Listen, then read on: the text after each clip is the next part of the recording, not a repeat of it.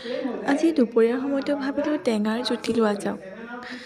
ষ্টুডেণ্টকেইটাও একেৰাহে পঢ়ি থাকি তাহাঁতেও আমনি পায় নহয়।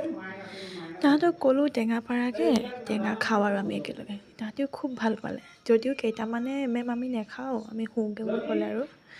তাহাঁতক শুবলৈ দি বাকীকেইটাক টেঙা পাৰি আনিবলৈ দিলোঁ। পাৰি আনি তাহাঁতেও কলপাতো কাটি আনিলে, ধুই মেলি আমিও লগে ভাগে সহযোগ কৰি ছাৰহঁতকো মাতিলোঁ। মই টেঙাখিনি এৰুৱাবলৈ লৈছোঁ আৰু টেঙা কাটিব নাজানো যদিও এৰুৱাই দিবলৈ তাহাঁতক সহায় কৰি দিছোঁ। এনেকৈ লগে ভাগে টেঙা খাই খুব ভাল লাগে। আৰু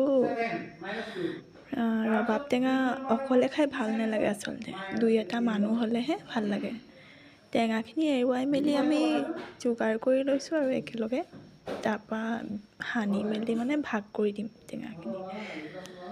বিহ জলকীয়া লৈ লৈছোঁ, বহুত জ্বলা হ'ব যেনহে পাইছোঁ।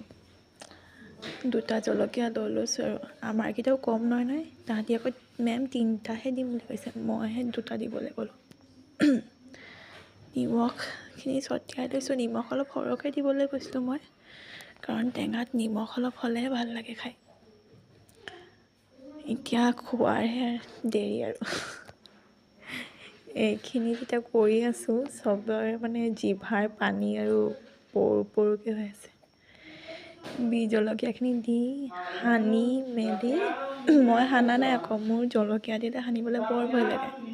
এই ষ্টুডেণ্টকেইটা সানিছে, তাৰপৰা ভাগ কৰি দিলোঁ আৰু এইকেইটা। খাই কিন্তু বৰ সোৱাদ লাগিলে, বহুত ভাল লাগিলে। বতৰৰ ফল আচলতে বতৰতে খাব লাগে।